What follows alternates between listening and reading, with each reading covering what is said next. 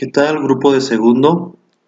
En esta hora vamos a explicar lo que es funciones trigonométricas en el plano cartesiano. Bien, las funciones trigonométricas, como ya hemos visto, pues son todas aquellas que tienen relación con con el triángulo rectángulo. Ya anteriormente las hemos visto, pero ahora vamos a verlas en el sentido del plano cartesiano. Para empezar, vamos a ver las partes del plano cartesiano. Sí, si ustedes se fijan, aquí, bueno, en el lado izquierdo, vemos que el plano cartesiano está dividido en cuatro partes, ¿ya? Conocido como cuadrantes: cuadrante 1, cuadrante 2, cuadrante 3 y cuadrante 4. Bien, entonces el plano cartesiano está dividido, bueno, está intersectado por dos ejes: el eje de las y el eje de las X. Y el centro, pues, es el origen, o donde parte el plano cartesiano. Bien, entonces, en el lado derecho, bueno, las ejes de las X se le conocen como abscisas, el eje de las X, mientras que el eje de las Y se le conoce como ordenadas, ¿sí? Y el origen, pues, es cero, es donde parte el centro. Bien, si por ejemplo, aquí tenemos el punto 3,4. Entonces, para poder ubicar este punto de la coordenada, nada más hay que saber que un número corresponde al eje de las X y otro número corresponde al eje de las Y. En el 3 corresponde al lado de las abscisas, que son las X. En este caso vamos a ubicar, aquí nos dice que tenemos 3 del eje X, 3 positivo, ¿sí? 3 positivo y 4 en la eje de las Y, pero positivamente. Entonces tenemos 1, 2, 3 y 4, que esta es la ubicación. Ahora, si tenemos un punto negativo, que es del otro lado, vamos a darnos cuenta de que el punto está del otro lado, ¿sí? En este caso, aquí tenemos P, pero con menos 4 de X, que viene siendo la parte izquierda, donde tienen los números negativos hasta el infinito, y está ubicada en el menos 3 del eje de las Y. Entonces, ustedes se fijan, tenemos 1, 2, menos 3 de Y. Eh, entonces va a haber números negativos y números positivos de acuerdo a lo que están ubicados, ¿sí? Entonces, de esa manera se ubican los puntos en el plano cartesiano, siempre y cuando tomando en cuenta cuál es X, tanto positiva o negativa, o Y, tanto positiva o negativa. Bien, entonces dentro del plano cartesiano se forman lo que se le conoce como triángulos de referencia. A partir de un punto, por ejemplo, aquí tenemos menos 3 de X, 6 de Y. Aquí se puede formalizar tendiendo del origen hasta menos 3, se puede formar un triángulo. Se le conoce como triángulos de referencia, porque tienden a tener un ángulo de referencia. Aquí no se sabe cuánto mide, ¿verdad? Pero este ángulo nos da una referencia de lo formado entre este punto, de este punto a este punto y a este punto. Bien, tal como el caso del lado derecho, aquí tenemos principalmente, bueno, aquí el punto era 3 de X, o sea, 3 de X y 2 de Y. Ese es el primer punto que se formó. Entonces, al momento de trazar las líneas, se nos forma un triángulo de referencia, claramente con su respectivo ángulo de referencia. Bien, pero entonces, en base a eso, podemos sacar las razones trigonométricas en el plano cartesiano, siempre y cuando teniendo en cuenta nuestro ángulo recto, que es la que nos va a ubicar para sacar las razones trigonométricas. Bien, aquí tenemos para, digamos que se nos pide que busquemos las razones trigonométricas de tal punto. Aquí tenemos el punto A, que es 1, 2, 3 de X, que es el eje de las abscisas, y 1, 2, el eje de las Y. Entonces aquí tenemos el punto A, que es 3,2, y formamos en la otra figura se forman nuestras líneas, el cual se forma un triángulo de referencia. Bien, entonces a partir del punto se forma nuestro triángulo y dibujamos nuestro ángulo de referencia. Bien, ahora de forma manual yo realicé esta operación. Vamos a realizar las razones trigonométricas. Por ejemplo, aquí tenemos la misma figura de la diapositiva anterior, donde nos dice que tenemos que ubicar primero cuál es la hipotenusa, cuál es el cateto opuesto y el cateto adyacente. Bien, sabemos que la línea más grande pues es la hipotenusa y el lado que está detrás el lado que está detrás del ángulo pues es el cateto opuesto, y el lado que está adherido al ángulo pues es el adyacente. Bien, aquí tengo de este lado 2 y del adyacente 3, y la hipotenusa pues no se sabe. Para eso utilizamos el teorema de Pitágoras. El teorema de Pitágoras, donde dice que el cuadrado de la hipotenusa es igual a el cuadrado de la suma de los catetos. Bien, entonces aquí tenemos ya de manera resumida, la hipotenusa es igual a la raíz cuadrada del cateto, el cateto adyacente más el cateto opuesto. Elevamos esto al cuadrado de cada uno y nos da 9 más 4 y nos da una raíz cuadrada de 13. Bien, para que el lado sea más exacto es recomendable dejarlo con su radical. Si llegara a salir de manera entera, pues está bien, ¿verdad? Pero igual ustedes pueden decir, y si lo hacemos decimal, pues también se puede, no hay ningún problema. Pero para que la cantidad sea más exacta, es recomendable dejarlo en radical. Bien, yo así lo voy a dejar en radical. Y bueno, pues ya teniendo la hipotenusa, ahora sí vamos a sacar las razones trigonométricas. El seno, hay que recordar que es cateto opuesto sobre hipotenusa, y estos son los lados respectivos. El coseno es igual al cateto adyacente y la hipotenusa y sus lados respectivos. Tangente es igual a cateto opuesto sobre el cateto adyacente y sus lados respectivos. Y por otro lado tenemos la inversa del seno, del coseno y de la cotangente. Bien, ahora imagínense que este ángulo queremos sacar el ángulo, el ángulo teta, el ángulo de este triángulo. Aquí son 90 grados, ¿verdad? Pero acá es la que queremos saber. Entonces, nosotros podemos utilizar cualquiera de las tres razones. Yo escogí el tangente porque porque originalmente yo tengo cateto opuesto y cateto adyacente. Manualmente podemos despejar el ángulo alfa. Aquí lo tenemos, el ángulo alfa, que es igual a 2/3. Si este tangente está multiplicando, pasa dividiendo. Y hay una propiedad de los exponentes donde dice que si digamos que es 1 sobre tangente, entonces como este tangente está de abajo, si está dividiendo, podemos pasarlo multiplicando, pero lo que va a implicar es que el signo va a ser negativo, entonces va a ser inversamente. Entonces el ángulo alfa es igual a la tangente inversa del ángulo, en este caso 2/3.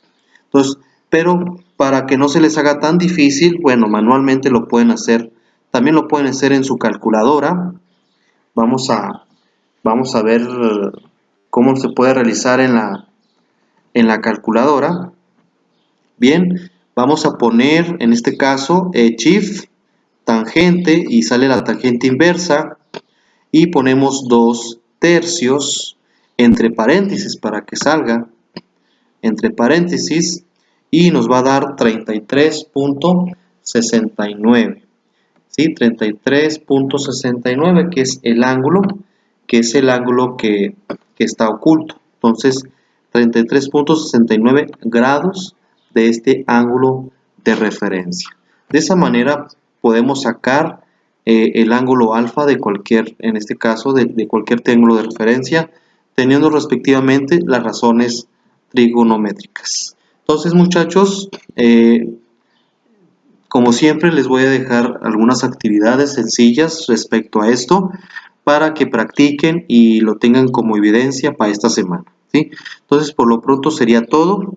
Cualquier duda que tengan me lo pueden externar de manera individual a mi cuenta de WhatsApp y pues cualquier aclaración igual. Entonces, chicos, buen ánimo en en este inicio de semana y pues igual sigan cumpliendo, sigan así.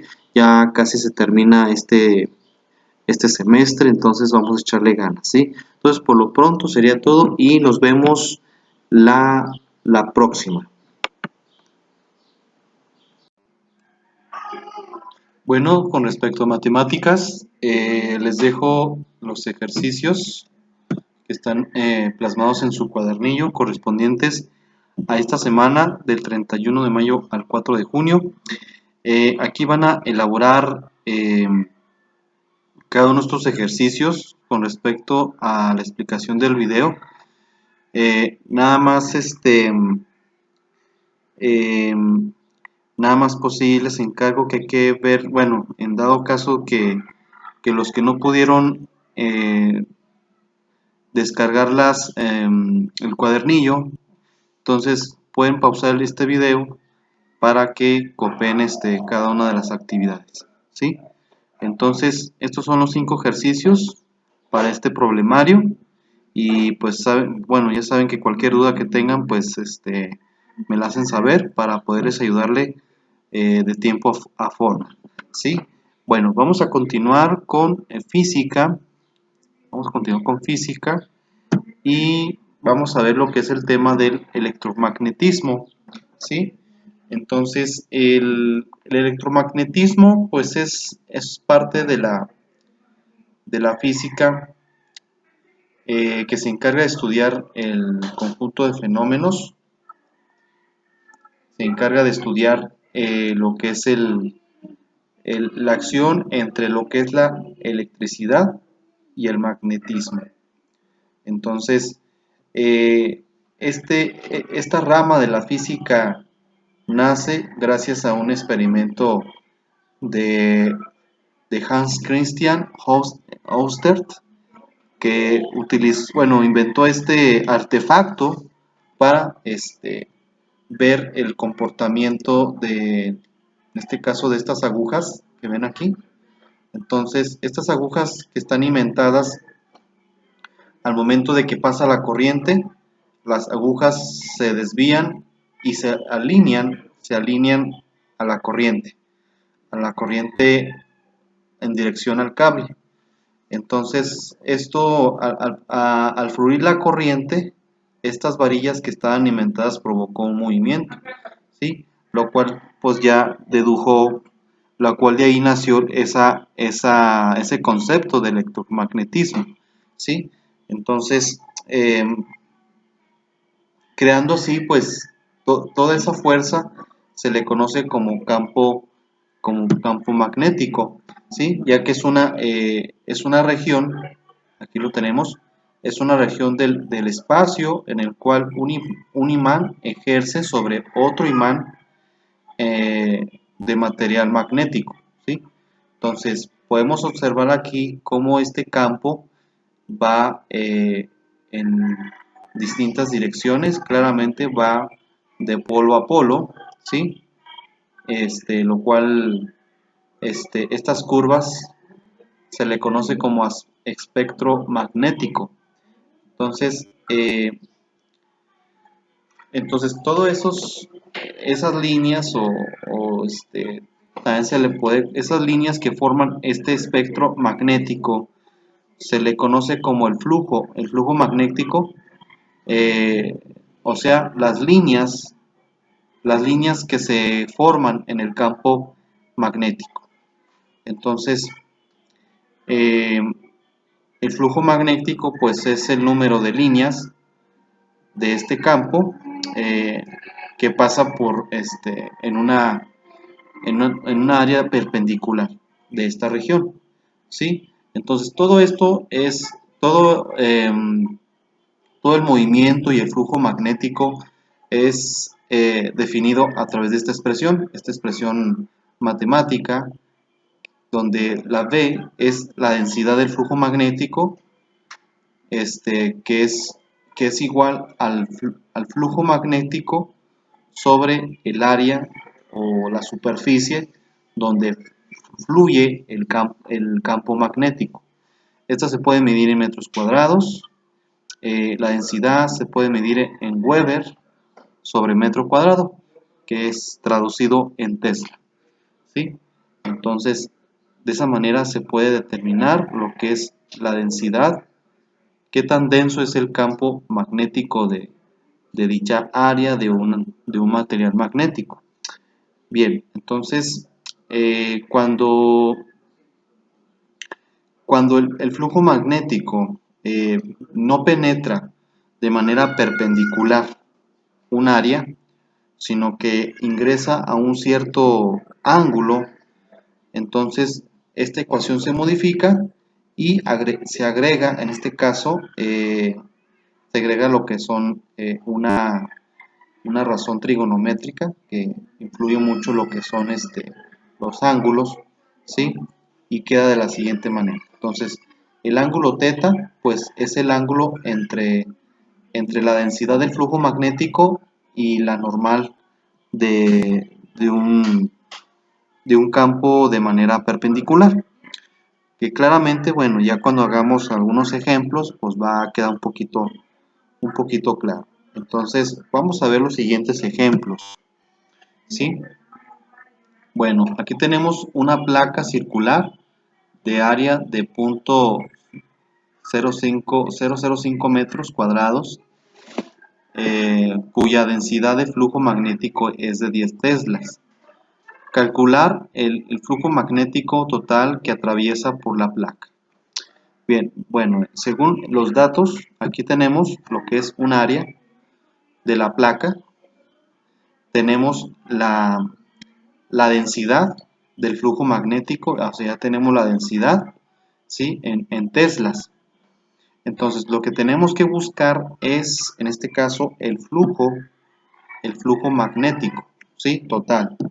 Y bueno, vamos a utilizar estas fórmulas, ¿sí?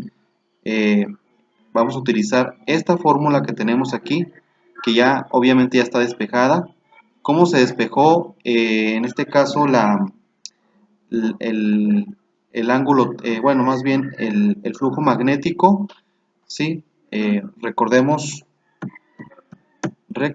que nuestra fórmula de arriba está de esta manera, originalmente, donde la densidad del flujo magnético es igual al flujo magnético sobre el área superficial. Entonces, lo que se hace es un despeje.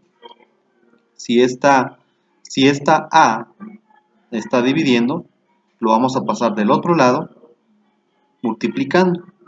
Y es por eso que el flujo, bueno, este símbolo quedó sola y estas dos quedaron juntas de manera, de forma de multiplicación, ¿sí? Donde estas dos se van a multiplicar para obtener, en este caso, el flujo magnético. Entonces, vamos a hacer la sustitución de los valores, ¿sí? Donde tenemos el flujo. Bueno, aquí más o menos lo dibujo. Tenemos los 10, en este caso 10 de la densidad de flujo de la placa, y vamos a multiplicar, bueno, disculpen mis líneas feas, lo que quería hacer era un paréntesis, para simbolizar una multiplicación entre 10 por 0.5 del área de esa superficie. Recordemos que está en metros cuadrados, entonces vamos a hacer la multiplicación. Si gustan podemos hacerlo. Podemos hacerlo con el uso de la calculadora. ¿Sí? Bien, vamos a utilizar en este caso, bueno, aquí en la calculadora científica lo voy a hacer entre paréntesis, tal como se muestra ahí. Y bueno, vamos a multiplicar. Aquí nos dio un veintiavo. Aquí, bueno, esta calculadora nos a veces da las respuestas en decimales y bueno, voy a sacar esta calculadora normal, ¿sí? Voy a sacar esta calculadora normal, estándar, nada más para hacer una división. Bueno, si lo queremos de manera decimal, entonces 1 entre 20 nos va a dar 0.05. Bien, entonces la solución es que el flujo magnético de esta placa es de 0.05, en este caso Weber. ¿Cómo se lee? Weber vatios, ¿sí? O bueno, Weber nada más, para no complicarla. Weber, ¿sí? Es una unidad del sistema internacional. Así se maneja, entonces de esa manera se resuelve este problema. Vamos al siguiente ejemplo. Dice número 2, una espira de 10 centímetros de ancho por 15 centímetros de largo forma un ángulo de 30 grados con respecto al flujo magnético. Calcula el flujo magnético que penetra en la espira debido a un campo magnético, cuya densidad de flujo es de 0.5 Tesla. Bien, vamos a ver los datos. Bien, tenemos una espira de largo de 15 y de ancho de 10 centímetros. Y tenemos una densidad de flujo de 0.5. Entonces vamos a calcular de nuevo el flujo magnético, pero también vamos a obtener el área, porque únicamente nos está dando el ancho y el largo, ¿sí? Y sabemos que una espira, bueno, para sacar el área, pues tenemos que multiplicar el ancho y el largo de esa espira. Entonces me imagino que esa espira ha de ser, ha de ser rectangular, ha de ser de manera rectangular. Entonces la fórmula sería lado por ancho, ancho por largo. Vamos a utilizar esta fórmula cuando incluimos el ángulo θ, ya que nos piden un ángulo de inclinación de 30 grados, pero en este caso vamos a despejar lo que es esta variable, y aquí ya nos da la fórmula ya despejada, donde vamos a multiplicar el valor de la densidad de flujo, el área y el seno, en este caso el seno del ángulo, que es en este caso 30 grados. Bien, entonces vamos a empezar con la sustitución. Primero con el área.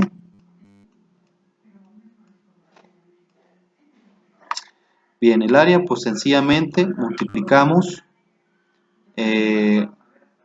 bueno, en este caso aquí nos lo manejan en centímetros, ¿sí? Entonces en estas fórmulas vamos a manejarlo en metros, por eso aquí ya lo manejamos, vamos a manejarlo directamente en metros. 0.15 metros por 0.10. Bien, ahí está, 0.10. Entonces esto es igual, si lo multiplicamos nos da 0.010.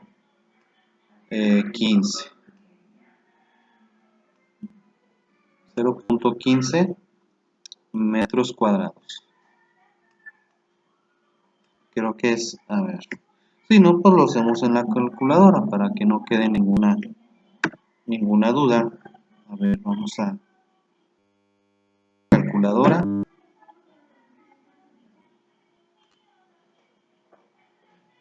A ver si esta nos da unos números decimales. Espero que sí.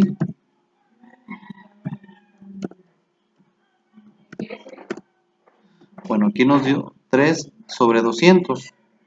Igual pues podemos utilizar la calculadora estándar. ¿Sí? Que sería 0.15 por 0.10. Y nos da lo mismo, 0.15. Nada más para corroborar que estemos en lo correcto. ¿Sí? Bien. Continuamos. Entonces vamos ahora vamos a obtener en este caso el valor de, bueno, en este caso, este valor, el valor del flujo magnético.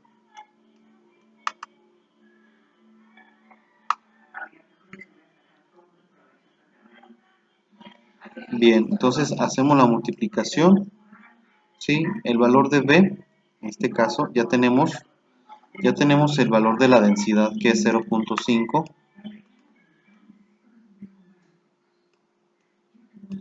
por el valor del área, que es 0.015 metros,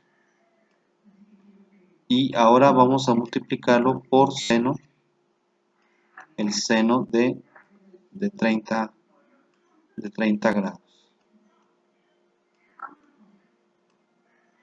Bien, entonces ahora el uso de la calculadora científica, vamos a realizarlo. Igual vamos a tener a la mano calculadoras. ¿Sí? Bien. Entonces vamos a ver. Entonces 0.5 que multiplica a 0.015 que multiplica al seno de 30 grados. Bien, a ver cuánto nos da. Nos da 3 sobre 800. Si lo queremos saber en decimales, solamente dividimos 3 entre 800 aquí. Y nos da un total de 0.0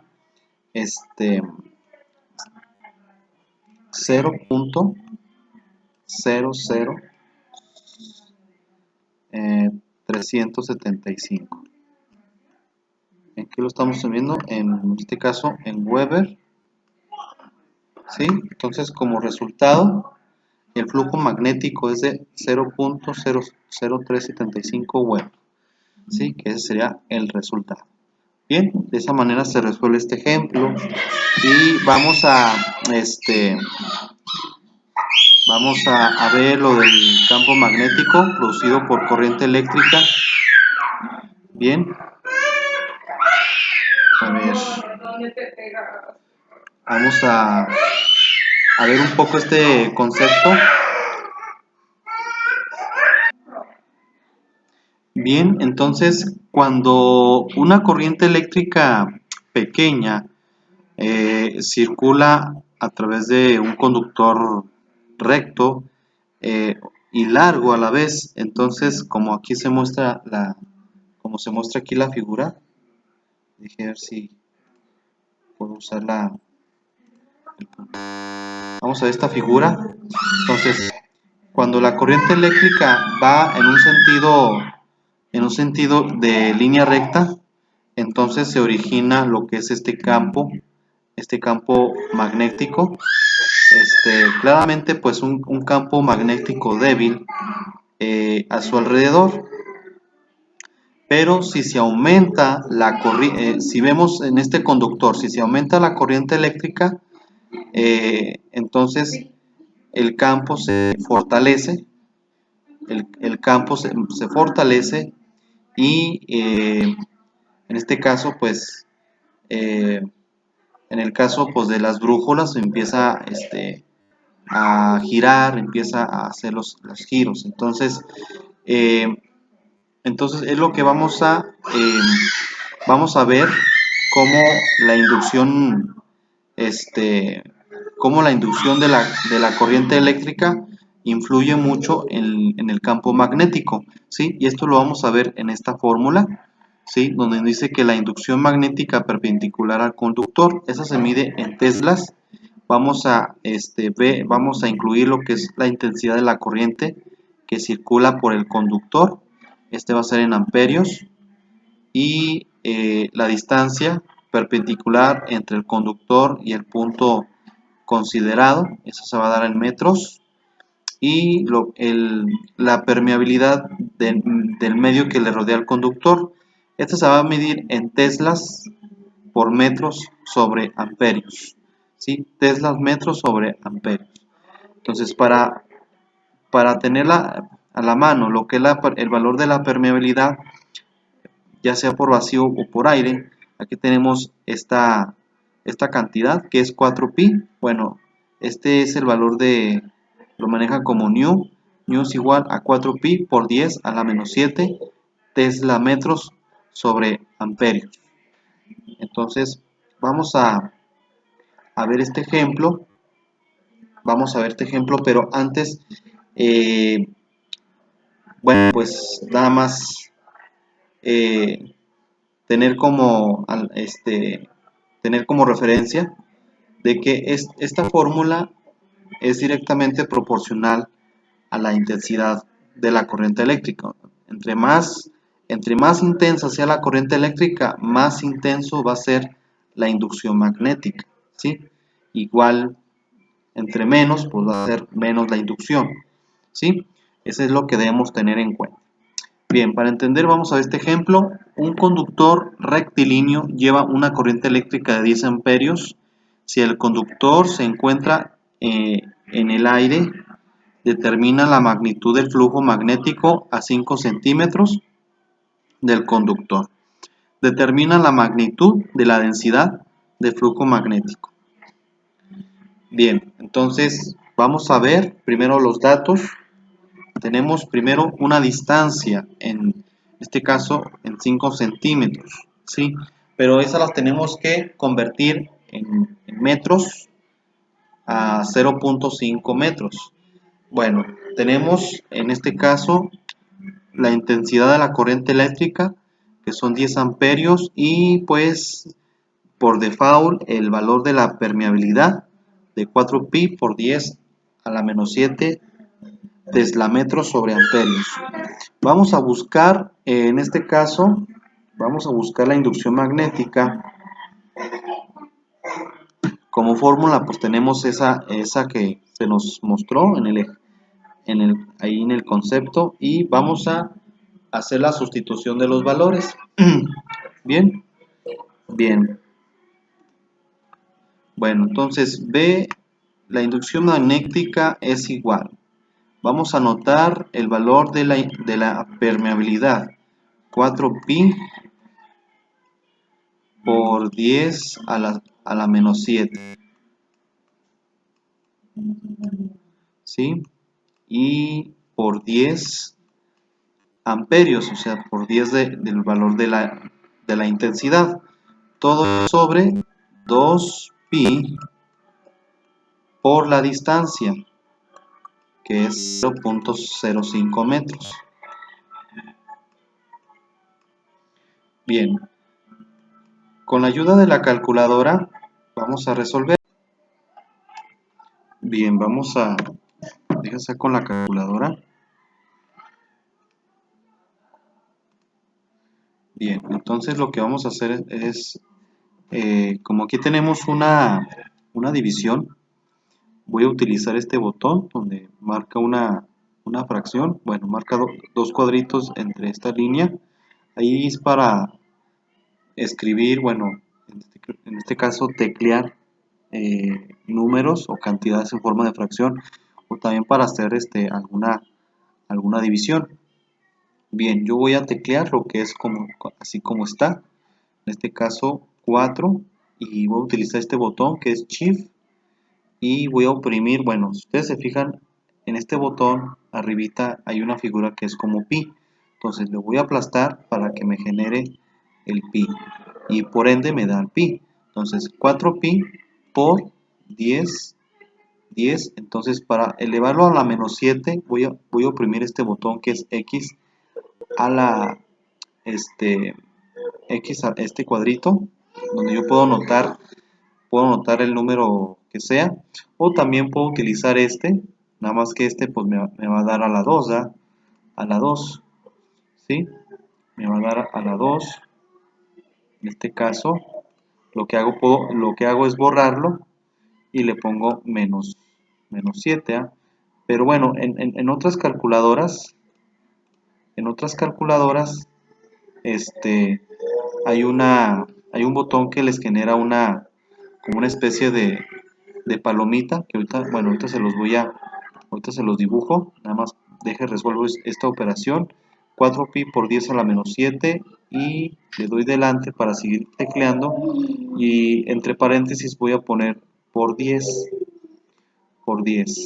entonces abajo yo voy a escribir, bueno, voy a teclear 2, shift, bueno, x por 10 para que me dé pi, por 0.05, ¿sí? Y le doy adelante para ahora sí ponerle igual. Y aquí nos da un 1 sobre 25.000, que obviamente si lo quiero sacar de manera decimal con esta calculadora, vamos a hacerlo. Y bueno, aquí nos genera una cantidad de 0.0004, en este caso teslas, porque es lo que estamos determinando, la magnitud del flujo magnético. Entonces aquí sería 0.00, aquí otra vez me falló, vuelvo a escribir 0.00004, en este caso teslas, que es la unidad de la magnitud del flujo magnético. Entonces, como solución tenemos que la magnitud de la densidad del flujo magnético es de 0.0004 teslas. Bien, ese es el resultado de dicha operación. Y pues vamos a ver otro tema que es el campo magnético para un soleноide o bobina. Bien, ustedes no sé si alguna vez han visto bueno, este rollazo de cobre, se le conoce como embobinados, son embobinados o solenoides, ¿sí? Ellos actúan como conductores, ¿sí? Bueno, son conductores, pero más bien se comportan como un imán, son como una serie todo esto se comporta como un imán, ¿sí? Entonces, este soleноide pues está compuesto de todo este alambre de cobre, ¿sí?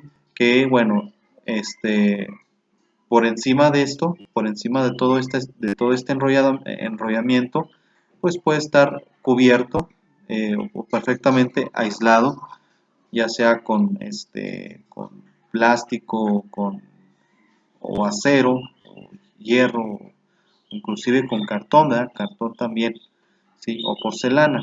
Entonces, para determinar el campo magnético en el interior de un embobinado o de un selenoide, lo expresamos en la siguiente expresión matemática, donde la densidad del flujo magnético es igual en este caso, al N, que bueno, N pues es el número de espiras,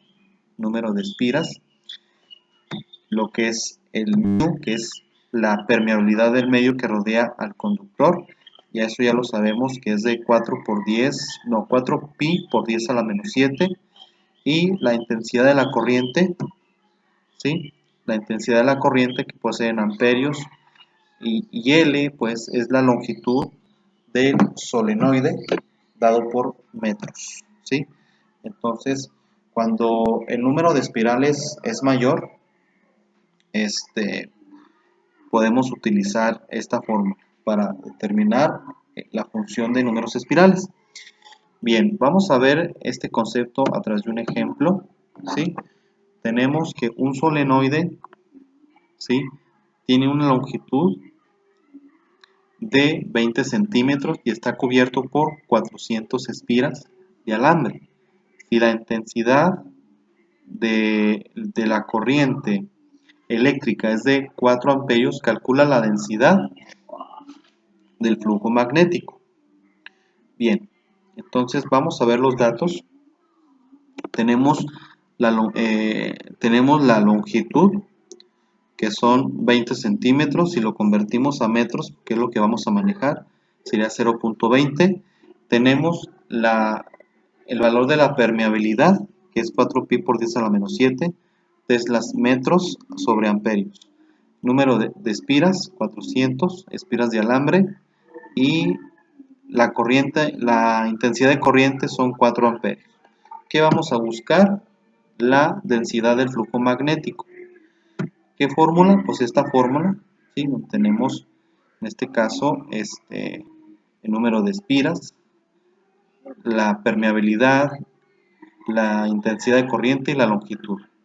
Bien, entonces ya teniendo la fórmula y los valores, vamos a hacer la sustitución. Vamos a estar escribiendo, esto es igual a 400 de las espiras, 400 por el valor de la permeabilidad, que es 4pi por 10 a la menos 7,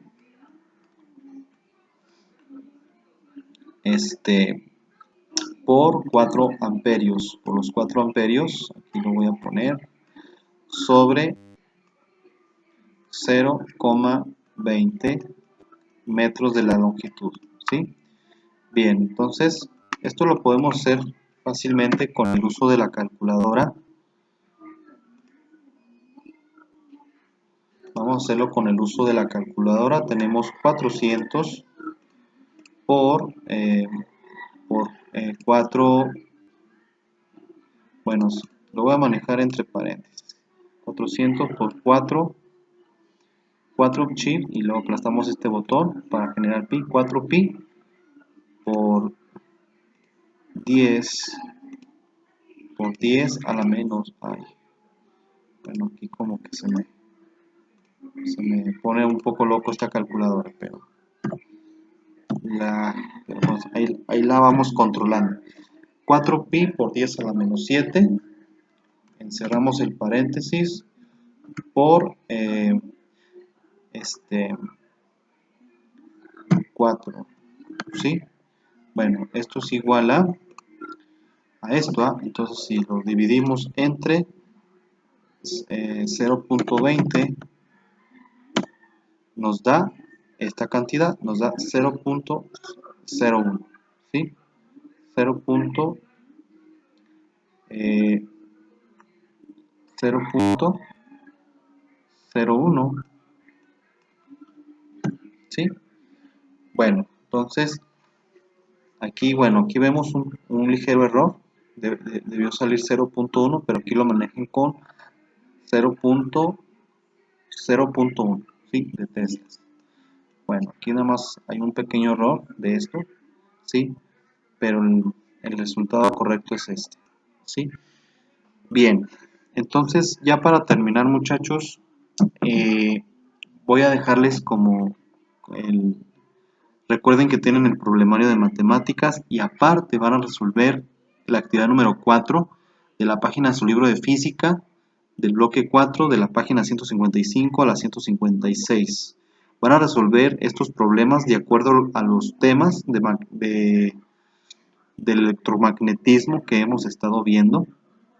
Entonces, para que dado caso que se les haya pasado algo de los ejemplos que he estado explicando, pues pueden pausar el video también para que anoten los problemas con con toda calma y detenimiento. Bien, entonces esto sería todo por esta semana. Ya casi terminamos.